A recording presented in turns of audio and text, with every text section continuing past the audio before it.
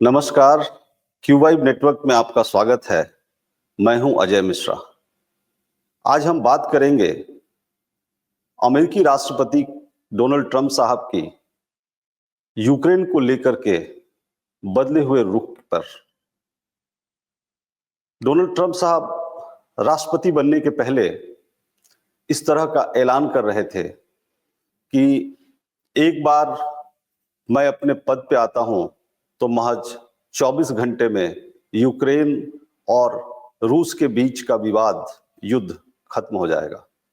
लेकिन उनको आए हुए ठीक ठाक समय हो गया, पर कहीं से इस युद्ध की समाप्ति की बात नहीं दिख रही है। बीच में उन्होंने ये कहा कि हमने यूक्रेन को बड़ी मदद दी है, 200 बिलियन डॉलर भेजा है यूक्रेन के लिए। उस पे बल्कि यूक्रेन के राष्ट्रपति जेलेंस्की साहब का जवाब आया कि हमारे पास तो महज 75 बिलियन डॉलर ही आया है। ट्रंप साहब ने कहा कि यूक्रेन के जो माइनिंग रिजर्व्स हैं, रेयर मिनरल्स हैं, वो हमें चाहिए और उसकी गारंटी हमें यूक्रेन दे।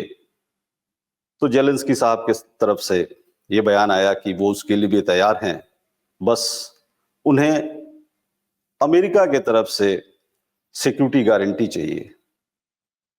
बीच में ट्रंप साहब ने जो मदद दिया जा रहा था यूक्रेन को, उस पर भी रोक लगा दिया और कहा कि एक समय सीमा के बाद ही हम इस पर विचार करेंगे। अब रशिया और यूक्रेन के बीच जब मध्यस्थता की बात आई तो उसमें भी उन्होंने कहा कि मैं पुतिन साहब से बात करूंगा, और कहीं उसमें जेलेंस्की साहब के शामिल होने की बात नहीं थी। पर जेलेंस्की साहब की तरफ से इस पे भी कोई विरोध नहीं आया। ये माना जा रहा था कि कहीं ना कहीं इस सौदे में जो टेरिटोरियल कब्जा है, जो रूस ने यूक्रेन के इलाकों पे कब्जा कर लिया है, कुछ इलाकों पे यूक्रेन ने रशिया के इलाकों पे कब्जा कर लिया है, उनको लेकर के शायद बात नहीं बन पाए। पर उस पे भी जेलेंस्की साहब के बयान आ गए कि नहीं, हम तो टेरिटोरियल स्वैप करने के लिए भी तैयार हैं। और एक तरह की जो यूक्रेन की तरफ से अप्रोच दिख रहा है युद्ध को खत्म करने के लिए, रशिया की तरफ से भी पहले था और अभी भी ऐसा नहीं है कि रूस संधि वार्ता से पीछे हट रहा है। रूस भी टेबल पे आकर के समझौता करने को तैयार है, और ट्रंप साहब ने यहां तक कहा कि उनकी यूक्रेन के उनकी पुतिन साहब से बात हुई है और शायद कोई ना कोई समझौता निकल के चले आए। अभी परसों ही जेडी वेंस साहब, अमेरिकी उपराष्ट्रपति की मुलाकात जेलेंस्की साहब से होनी है म्यूनिच में। 20 तारीख को यूक्रेन के लिए जो यूएस के इन्वॉय हैं कीथ केलॉग साहब यूक्रेन जाने वाले हैं। तो ये सब कुछ तो जैसा अपेक्षित था वैसे ही चल रहा था, और जिसमें ये दिख रहा था कि अमेरिका की जो अपेक्षाएं हैं यूक्रेन से, और यूक्रेन उन अपेक्षाओं पे कहीं ना कहीं तैयार ही दिख रहा था। पर अचानक ही ऐसा लग रहा है जैसे कि ट्रंप साहब यूक्रेन को धमकाने लगे। ट्रंप साहब ने फॉक्स न्यूज के साथ एक इंटरव्यू में कहा कि रेयर अर्थ, तेल और गैस की बात करें तो यूक्रेन के पास उसका मूल्यवान खजाना है। मैं चाहता हूं कि हमारा पैसा सुरक्षित रहे, क्योंकि हम करोड़ों डॉलर खर्च कर रहे हैं। यूक्रेन हमारे साथ चाहे तो एक समझौता कर सकता है, या फिर अगर नहीं चाहता तो कोई बात नहीं, वो किसी दिन रूस में मिल जाएगा, या फिर नहीं भी मिलेगा, लेकिन हमारा पैसा वहां जा रहा है। मैं अपने पैसा वापस चाहता हूं। उन्होंने यह भी कहा कि मैंने यूक्रेन से कहा है कि मैं बराबरी चाहता हूं, वो हमें 500 बिलियन डॉलर का रेयर अर्थ दे दे। यूक्रेन ऐसा करने को राजी भी हो गया है, तो हमें ऐसा नहीं लग रहा है कि हम मूर्ख बन गए हैं। अब सवाल यह है कि इसमें दो बड़ी बातें हैं। एक तो ये कि यूक्रेन कभी रूस में शामिल भी हो सकता है, और ऐसा नहीं कि हम मूर्ख बन रहे हैं, यूक्रेन हमें मूर्ख बना रहा है। तो क्या ऐसा उन्हें लग रहा है कि यूक्रेन उन्हें मूर्ख बना रहा है? और क्या इसी वजह से वो ये कह रहे हैं कि यूक्रेन रूस में भी मिल सकता है, रूस के कब्जे में आ सकता है? फिर इसके पीछे क्या खेल है? क्योंकि सच ये है कि 3 साल से इस युद्ध ने दोनों ही देशों में बहुत ही भयानक परिस्थितियां खड़ी की हुई हैं। रशिया की कहानी बहुत खुल करके सामने नहीं आती है, लेकिन जो फिगर्स आते हैं उसके हिसाब से 10 लाख से ज्यादा वहां के सैनिक मारे गए हैं। रशिया के साथ एक दूसरी बात यह है कि रशिया वार से तो कम से कम उसके लिए कोई नई बात नहीं है। युद्ध लड़ना, वो हमेशा ही युद्ध लड़ता रहा है। रशियन फौजें हमेशा उसके लिए तैयार रही हैं, और उसके पास में डिफेंस इक्विपमेंट्स के लिए भी किसी के ऊपर निर्भर करने जैसी बात नहीं है। उसके पास अपनी क्षमताएं हैं। यूक्रेन इन 2 पॉइंट्स पे जरूर रशिया से पीछे है कि न तो उसके पास में बहुत ही डिफेंस प्रोडक्शन की यूनिट्स हैं, उसके पास अपने हथियार हैं, और न वैसा बहुत बड़ा मैन पावर जो हमेशा ही युद्ध में लगा हो। और यही सोचकर रशिया ने जब अब से 3 साल पहले युद्ध की उसकी शुरुआत की थी, तो उसे विश्वास था कि जिस तरह 2014 में क्रीमिया में महज 2-4 दिनों में उसने अपना कब्जा बना लिया, उसी तरीके से ये लड़ाई भी लगभग 1 सप्ताह 2 सप्ताह में खत्म हो जाएगी। पर ये लड़ाई खत्म होने का नाम नहीं ले रही है। इसमें कोई शक नहीं कि युद्ध खत्म करने को लेकर जेलेंस्की साहब का एक अपना पहल दिख रहा है, पर ऐसा नहीं है कि पुतिन भी बहुत दिन तक इस युद्ध को खींचना चाहते हैं। क्योंकि जिस तरह की परेशानी से यूक्रेन गुजर रहा है, वैसी ही परेशानी से रूस भी गुजर रहा है। और यूक्रेन ये समझता है कि इस युद्ध में हम सैन्य बल पे हावी नहीं हो सकते हैं, लेकिन हम कहीं ना कहीं इकोनॉमिक फ्रंट पे रशिया की इकोनॉमी को हम चौपट कर सकते हैं। और ये काम वो लगातार करते रहा है। हालांकि रशिया की तरफ से इस तरह के स्टेटमेंट्स आ रहे हैं कि नहीं, युद्ध के दरमियान पिछले 3 साल में उसकी इकोनॉमी बहुत अच्छा कर रही है, पर ये सारी बातें तो वन में हैं। यूक्रेन को लेकर के जो चर्चाएं हैं वो जग विदित हैं, सबके सामने हैं। बहुत हद तक जेलेंस्की साहब के इमेज को भी क्लियर करने की कोशिश की गई कि उन्हें बताया गया कि वो तो स्टूज हैं और उनका जो बैकग्राउंड था वो कॉमेडियन का, तमाम चीजें लेकर के आई। पर ये सच है कि भाई यूक्रेन जो कुछ भी आप कह लो, पिछले 3 साल से लगातार आपको टक्कर दे रहा है, और कोई भी लड़ाई एक तरफा खत्म होने की स्थिति में एक तरफा खत्म भी नहीं होती, और ये लड़ाई भी एक तरफा खत्म होने की स्थिति में नहीं है। क्योंकि एक तरफा खत्म होना होता तब तो फिर सबका सब रूस कब्जा ही कर लेता।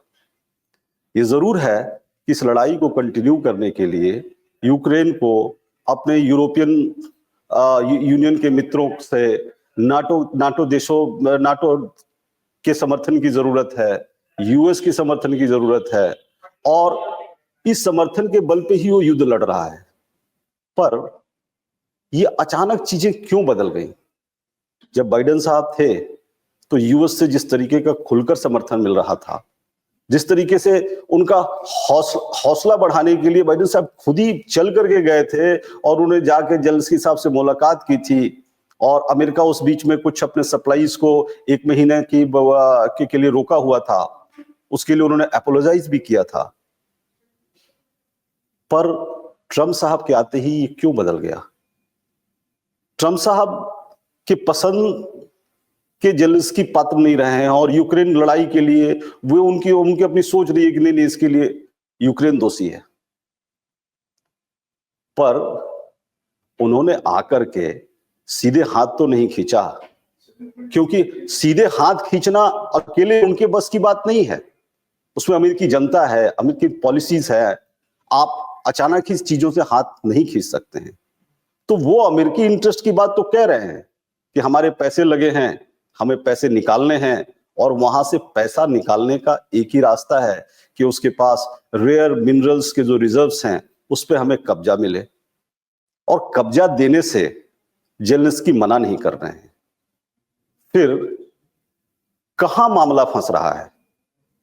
क्या उनको ऐसा लग रहा है, जैसे कि उन्होंने कहा कि हमारी पुतिन से बात हुई, तो भाई साहब पुतिन से आपकी बात हुई तो पुतिन साहब ने ऐसा कौन सा शर्त रखा? या वो एक बिजनेसमैन है, हर चीज में अपना बिजनेस ढूंढते हैं।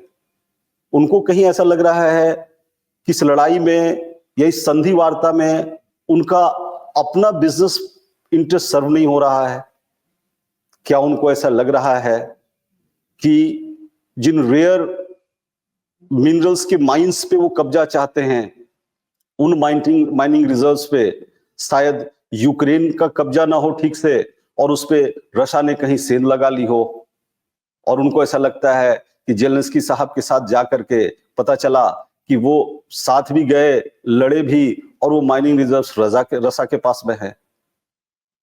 या फिर पुतिन साहब के साथ कोई उनकी एक कोई ऐसी बिहाइंड द कर्टेन कोई अंडरस्टैंडिंग हो गई है, जिस अंडरस्टैंडिंग के बल पे उनको लग रहा है कि मैं यूक्रेन के साथ खुल करके आऊं, करूं या ना करूं, या उनको लगता है कि कहीं यूक्रेन ज्यादा नाटो देशों के करीब तो नहीं चला गया है, क्योंकि नाटो देश को लेकर के, यूरोपियन यूनियन को लेकर के इनके मन में जो संशय है वो स्पष्ट भी कर चुके हैं।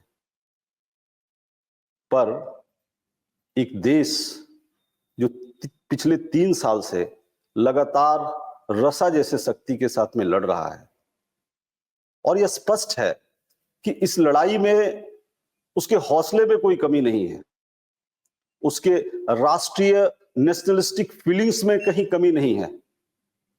उसके पास कमी है हथियार की सप्लाई की, उसके पास कमी है तो मैन पावर की, पर तब भी वो लड़ रहा है। उसने अपने सेना में रिक्रूट्स के लिए मतलब एज कम कर करके लड़कों को शामिल करना शुरू कर दिया है, लेकिन उसने हिम्मत नहीं हारा है, उसके हौसले नहीं कम हुए हैं।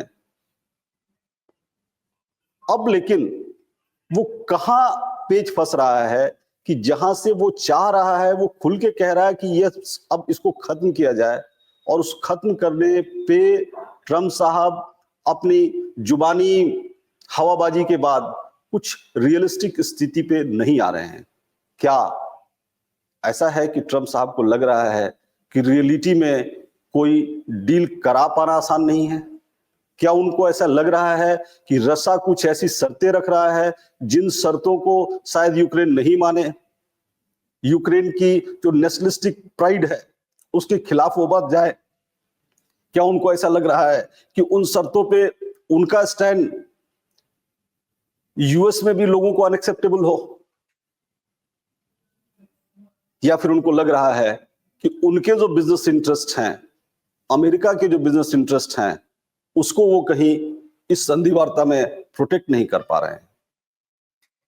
एक बहुत ही विचित्र सी स्थिति बन गई है, जहां उम्मीद थी कि युद्ध के तीसरे साल पूरे होने पे इसी महीने 24 फरवरी तक शायद संधि वार्ता हो जाए, युद्ध खत्म हो जाए, लेकिन उनके इस बयान से अब एक नया संशय पैदा हो गया है, एक असमंजस की स्थिति दिख रही है कि शायद वो इस संधि वार्ता को पूरा कराने में अपने को अक्षम पा रहे हैं, या उनका इंटरेस्ट कहीं ना कहीं प्रोटेक्ट नहीं हो रहा है।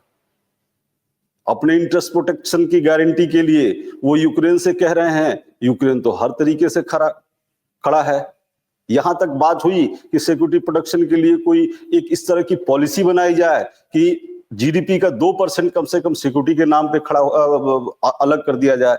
यूक्रेन उसके लिए भी तैयार है, लेकिन अगर तब भी ये बात आ रही है कि वो कह रहे हैं कि रसा यूक्रेन चाहे तो हमारे साथ आ सकता है, वो नहीं चाहे तो किसी दिन रसा में मिल सकता है, ये तो कम से कम इस बात की ओर इशारा कर रहा है कि चीजें कहीं ना कहीं फंस गई हैं।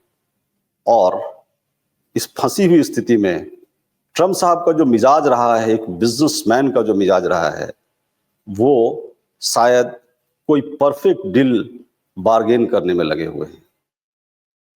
पर आज यूक्रेन जहां खड़ा है, उसे डील बार्गेन कर उसके मजे लेने की स्थिति नहीं है।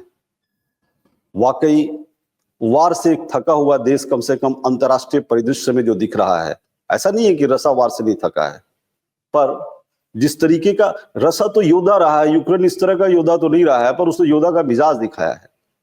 कहीं ना कहीं जरूरत है कि एक संधि वार्ता पे आने की, संधि वार्ता पे मुहर लगाने की, और ट्रम्प साहब की जो भी आशंकाएं हैं उनको उससे निकलकर एक बड़े ग्लोबल हित में कम से कम इस डील को मैच्योर कराने की कोशिश करनी चाहिए। आज बस इतना ही।